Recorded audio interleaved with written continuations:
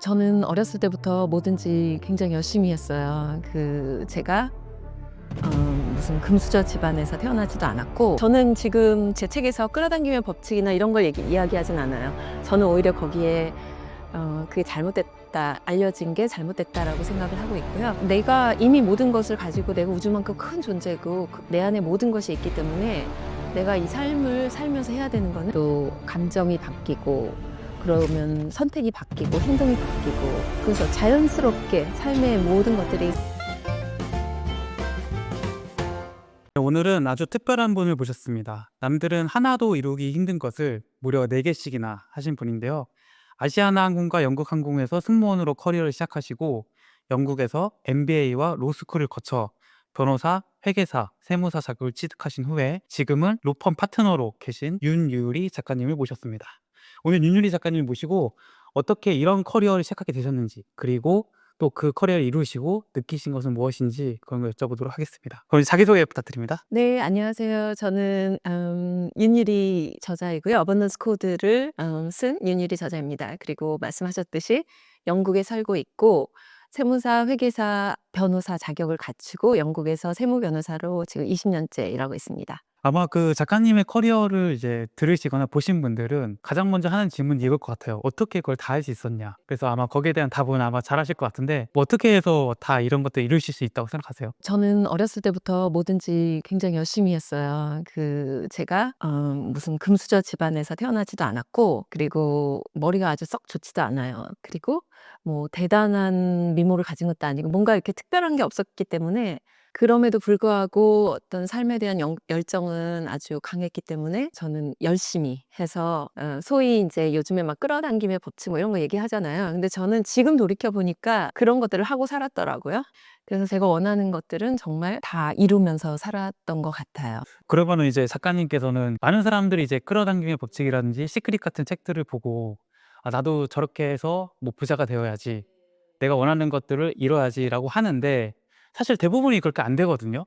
왜 안 된다고 생각하시고 작가님은 어떻게 되셨다고 생각하시는지. 네. 저는 지금 제 책에서 끌어당김의 법칙이나 이런 걸 이야기하진 않아요. 저는 오히려 거기에 그게 잘못됐다, 알려진 게 잘못됐다라고 생각을 하고 있고요. 그 끌어당김의 법칙이라는 거는 기본적으로 내가 그게 없으니까 어딘가에서 끌어당겨야 되는 거잖아요. 그리고 제가 명상을 통해서 깨달은 것은, 아, 나는 온전하다. 나는 이미 온전하다. 그리고 내 안에서 이제 내가 원하는 것을 끌어내면 된다. 그래서 저는 끌어냄의 법칙이라고 어반던스 코드를 그렇게 말합니다. 끌어낸다라는 건 어떤 걸까요? 그러니까 내가 이미 온전하고 내 안에 모든 것이 다 있다라는 그 전제에서 어번던스 코드가 시작을 하거든요.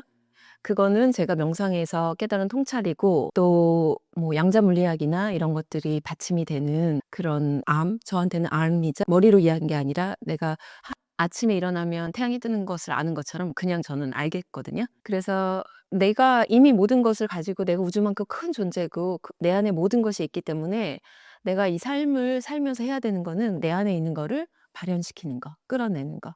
근데 그렇게 하면은, 저는 지금까지는 그걸 모르고 나는 이 온 우주의 혼자야.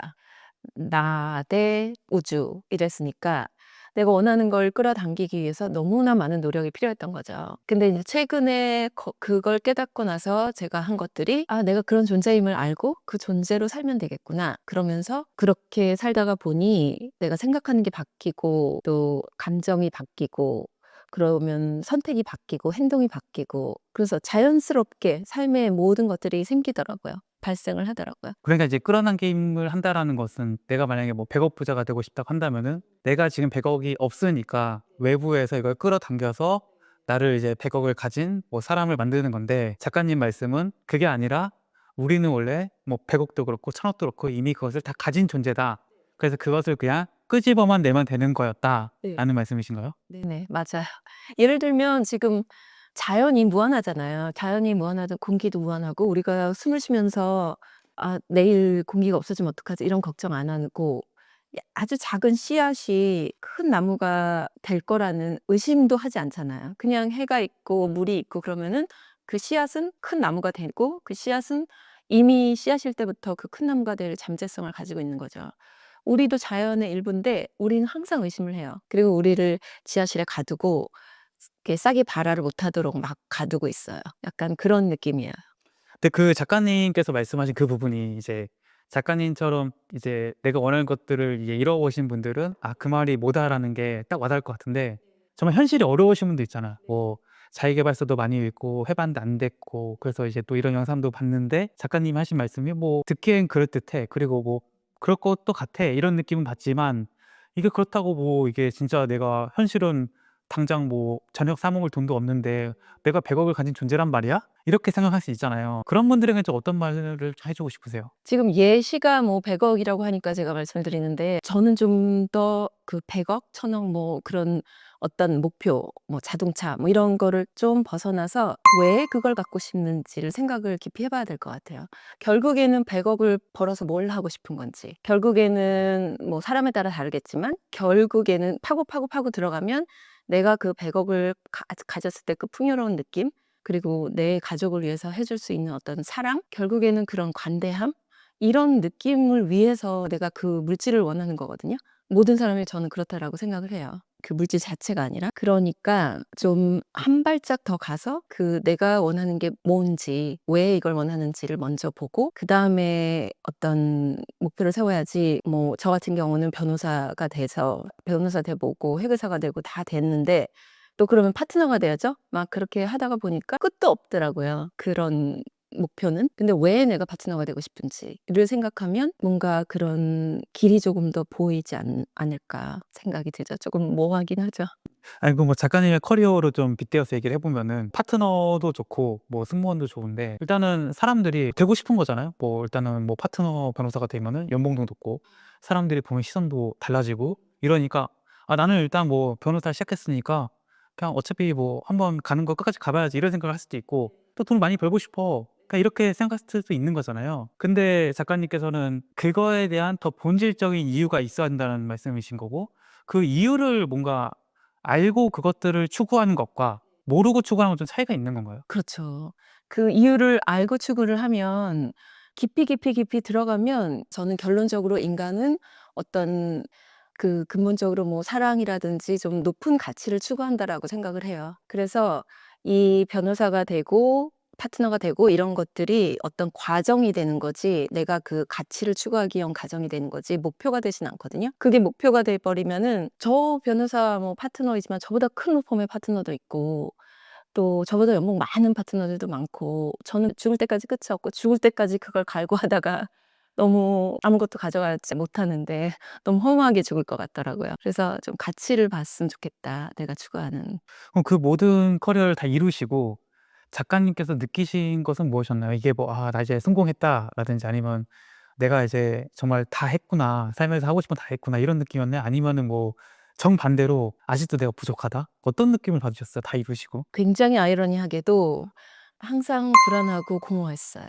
그 매일 아침에 이런 눈을 뜨면 불안했어요. 그리고 바쁘지 않을 때는 가슴이 뻥 뚫린 것처럼 공허하더라고요. 그리고 또 그 제가 꿈꾸던 그 위치에 왔는데 제가 다 이루었다는 생각도 또 안 들더라고요.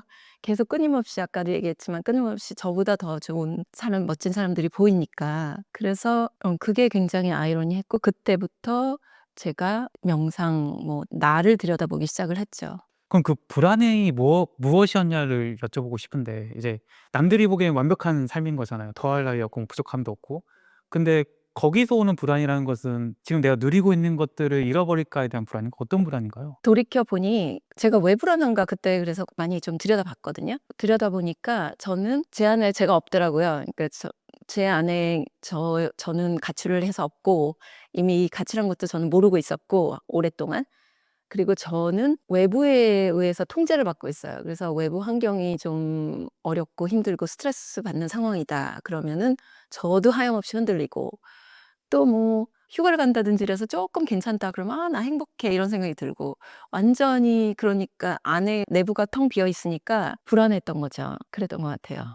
내가 없다라는 게 이제 뭐 내가 정말 중심이 있고 딱 단단하게 있다면은 주변의 환경이 조금 어렵거나 뭐 좋더라도 감정 기복 없이 내 감정 상태를 그냥 좋은 상태로 유지할 수 있을 텐데 그게 아니라 외부에서 조금 뭐 누가 뭐 스트레스를 준다든지 아니면 환경이 좀 안 좋아진다 이러면은 확 불안하고 불행해지고 또 뭐 좀 뭐 일이 잘 되다 싶으면은 너무 또 들뜨고 뭐 이런 상태였다는 말씀이신 거죠? 네, 그렇죠. 그럼 이제 그런 상태에서 명상을 만나신 건가요? 네, 그런 상태에서 이제 '아 그러면은 집 나간 나를 찾아와야 되겠다.' 그렇게 생각을 하고 보니 저한테 제일 그 과정을 가능하게 했던 게 명상이었어요. 결국에는 나를 찾는 여정은 내 안에 들어가는 거 밖에 없거든요. 밖에서는 나를 찾을 수가 없잖아요. 그래서 명상이 그것을 가능하게 하는 가장 좋은 도구였다라는 걸 말씀을 드리고 싶어요.